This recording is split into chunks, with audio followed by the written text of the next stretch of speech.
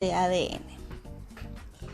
Para comenzar vamos a ver a un descubridor y científico muy reconocido que fue Rudolf Virchow, quien fue el primero en decir de que todas las células que existen deberían provenir de una célula preexistente. ¿Qué quiere decir esto? Que existe una célula madre que ha generado células hijas idénticas. ¿Por qué son idénticas y por qué tienen la misma información genética? ¿Cuál es esa información genética? El ADN, ácido desoxirribonucleico. El ADN es la información que va a determinar qué características y qué comportamiento va a tener nuestro organismo. Puede decir, por ejemplo, nuestro color de pelo, el color de ojos, el color de piel, si vamos a tener alguna enfermedad congénita como diabetes, cáncer. También determina cómo se van a comportar los órganos, es lo que puede dar una falla, por ejemplo, de la tiroides. Entonces, conocer el ADN es conocer los secretos de nuestro organismo. Y por eso es tan importante estudiarlo. Estos tres personajes, autores, descubridores, científicos que tenemos acá son Watson, Crick y Rosalind Franklin, quienes establecieron el modelo actual de ADN. Ellos propusieron tres cosas. La principal es que la forma del ADN es de una escalera de caracol. ¿Sí? Vemos los dos pasamanos, ¿sí? Donde nos apoyamos en la escalera, cadenas, hélices, hebras, tienen variados nombres, que van a estar unidas entre sí por escalones. Estos escalones en biología se llaman bases nitrogenadas. Y son parte de los nucleótidos, que como estuvimos viendo en la clase anterior, son las unidades que forman los ácidos nucleicos. Vamos a ir un segundo a la clase de ácidos nucleicos y vamos a recordar, ¿sí?, que cada una de las partes de las escaleras está formado por estos peldaños y a su vez escalones que tienen un grupo fosfato, una pentosa o azúcar, que en nuestro caso es desoxirribosa porque es ADN, tiene un oxígeno menos, y una base nitrogenada. Es importante también saber que la unión, ¿sí?, esta unión de los escalones, es posible por una compatibilidad química entre las bases. Por ejemplo, acá vemos que hay 4 tipos de bases nitrogenadas en el caso del ADN. La adenina, que lo representa una A, la timina, que lo representa una T, la citosina, que representa una C, y guanina, que lo representa una G. Estas solamente se pueden unir con una base complementaria, es decir, la adenina, la A solamente con la T, la timina. Lo mismo la T, timina con la A, la citosina, que es la C, con la G, que es la guanina, y lo mismo con la guanina con la C, que es la citosina. Solamente estas son las posibilidades del código genético. En el caso que se mezclara una C con una A o una G con una T, estaríamos en presencia de una mutación. Por eso es muy importante saber cuáles son las uniones de estos escalones. Bien, como decía recién, vamos a ir acá. Estos tres autores, Watson, Crick y Rosalind, dicen que la cadena de ADN es complementaria, pero también hay dos cosas fundamentales que la vimos también acá en nuestro archivo, y es que son antiparalelas y semiconservativas. ¿Qué significa antiparalelas?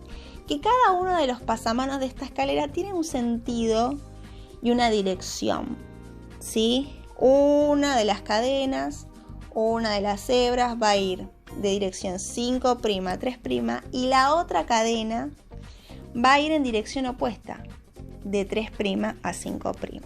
¿Sí? Es como decir de que estamos yendo de Capital a Chascomús y de Chascomús a Capital. Esto es importante porque va a determinar cómo se va a sintetizar la nueva cadena de ADN para generar la duplicación. Entonces no nos olvidemos de que las cadenas tienen diferentes direcciones y sentidos. Entonces sabemos que es complementaria porque las bases se unen con una base específica. Es antiparalela porque una va en 5', 3' y la otra 3', 5', y también que es semiconservativa porque la palabra lo dice, la replicación, es decir, cuando de una molécula de ADN quiero generar dos, voy a conservar una de las cadenas originales, pero se va a sintetizar una cadena totalmente nueva o hija, ¿sí? Entonces acá vemos cómo tenemos el ADN original que se va a abrir dándole una cadena original a cada nueva molécula de ADN y cómo de esa cadena original se va a formar una nueva, una cadena hija de la molde, una hija de la parental, molde, cadena original, una cadena hija complementaria a la que ya existía. Ahí tenemos la hebra nueva y la hebra vieja entre comillas. Entonces, sabiendo esto, podemos ir directamente a el video sobre cómo ocurre la replicación. Entonces, acá tenemos la escalera en forma de caracol, como hablábamos recién, y vemos que cada uno de los pasamanos de las cadenas, hebras, hélices, van en una dirección. La de arriba dice 3', 5' y la de abajo 5', 3'. Es muy importante recordar la dirección porque vamos a ver que después ciertas enzimas actúan de acuerdo a esto. Ponemos play y ahí vamos a observar, ¿sí?, que va a aparecer una enzima. ¿Qué pasa? Tengo que abrir, tengo que desarmar, tengo que romper las bases nitrogenadas en los escalones de esta escalera para generar las dos nuevas hebras, o cadenas o hélices. Es por eso que va a aparecer una enzima, ¿sí? Esta especie de redondito violeta se llama helicasa, enzima helicasa, y lo que va a hacer es ir a una zona del ADN y desarmarlo, romper, sí, bien dicho, las bases o los escalones que lo unían. Y cuando haga esto se va a formar inmediatamente una burbuja, como un redondo en el centro, un círculo, una especie de cierre que se abre, en donde a su vez van a aparecer otras enzimas que son estos círculos amarronados naranja, que se llaman proteínas SSB. Estas proteínas lo que hacen es situarse a cada lado de la cadena y mantenerlas firmes de manera que no se vuelva a unir, de manera que el cierre no vuelva a su posición original, sino que se mantenga abierto para que las próximas enzimas puedan arreglarlo. Bien, tenemos la burbuja abierta, tenemos la helicasa desarmando cada vez más, ¿sí?, el ADN, separando las bases, y las SB proteínas sosteniéndolo. Todo esto, ¿sí?, que implica la separación de las bases y la mantención de la burbuja o horquilla de replicación abierta, se llama etapa o proceso de iniciación de la replicación. El siguiente paso que viene hace referencia a la elongación, que es la fase número 2 o el paso número 2 de la replicación. Y vamos a verlo.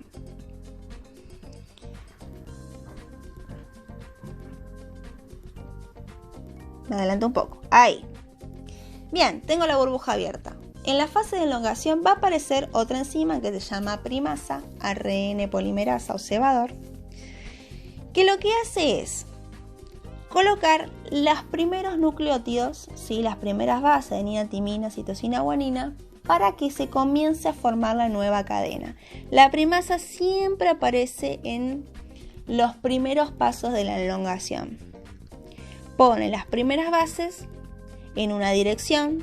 Si no mal recuerdan, la cadena iba de 3' a 5', en este caso va a comenzar de 5' a 3', para dar lugar a la acción de otra enzima, que la vamos a ver en un segundo. Al colocar el cebador, que este cebador no tiene ADN, tiene ARN, que eso es algo muy importante para recordar. Y aparece, en breve nomás, la ADN polimerasa 3, ahí está, que se va a encargar de formar toda la hebra nueva. Ahí vemos, empiezan a ir timina, adenina, citosina, guanina, de acuerdo, ¿no?, a lo que tenga la cadena molde, formando esta cadena nueva. Y a su vez aparece otra enzima, ya son muchas enzimas, ¿no? Pero bueno, es importante porque cada una cumple una función, que se denomina ADN polimerasa 1. La polimerasa 1, a diferencia de la 3, recuerden que la 3 va añadiendo nucleótidos y formando la nueva hebra, la 1 se encarga de suplantar ese ARN por ADN. Es decir, el ADN no puede tener fragmentos de ARN porque si no se generaría una falla. Entonces reemplaza todo el ARN por ADN y se va. Así se formó una nueva hebra, ¿sí? Complementaria, es decir, igual a la anterior. Sin embargo, nos falta el otro lado, ¿no? Porque ya habíamos hecho la parte de arriba, falta la de abajo. Y acá es cuando se empieza a complicar, porque el sentido de la cadena cambió. Ya no va de 5' a 3', sino de 3' a 5'. Y como vamos a ver a continuación, va a tener otro nombre. Estoy esperando que aparezca. Ahí está. ¿Sí? La formación de la cadena que vimos recién constituye una hebra adelantada, porque así como se colocó la primasa, se sintetizó absolutamente toda la cadena, ¿sí? Rápidamente por la polimerasa 3, rapidísimo. Sin embargo, la otra cadena es la que le sigue. Voy a ver si puedo ir más atrás en el video.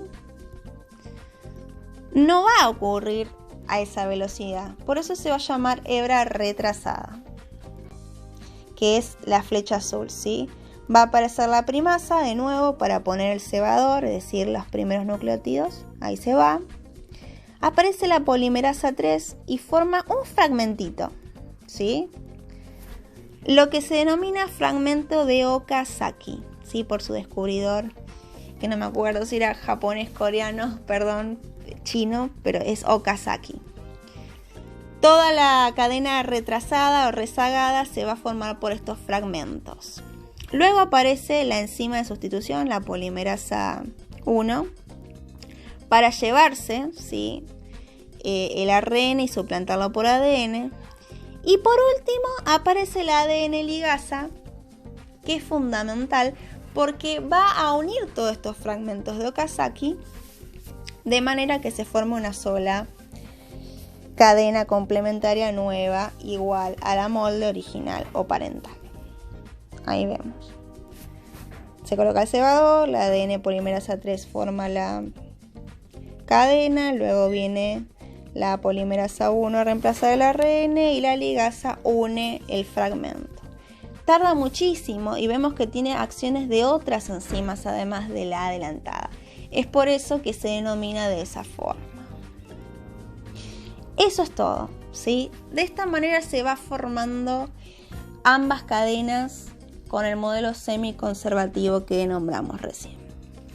Sí, es un lío, es complicado, pero es importante que ustedes puedan identificar cuáles son las 3 características del modelo de ADN actual y que sepan qué enzimas actúan en qué momento, ¿sí? Habíamos dicho que la replicación empieza con una iniciación, donde se forma la burbuja gracias a la helicasa y a las proteínas SSB, y una elongación en donde se van formando estas cadenas nuevas complementarias a las moldeoparentales por acción de la ADN polimerasa 3, la primasa, la ADN polimerasa 1, por supuesto la ADN ligasa, que se encargan de formar y de revisar que no haya ninguna mutación en esta formación y replicación de ADN. Bien, vamos a hacer zoom, quédense tranquilos, vamos a ver esto en más detalle. Voy a subir un archivo donde van a poder observar cada uno de los pasos. Sé que el video se extendió muchísimo, pero lleva mucho tiempo poder explicar de dónde viene cada enzima. Cualquier duda saben que pueden escribirme al tablón de Classroom. Y bueno, la actividad va a consistir en tomar apuntes con una técnica que voy a subir y tratar de comprender cómo se genera esta replicación. Les envío un saludo a todos, espero que puedan entenderlo. Cualquier cosa me escriben. Chau, chau.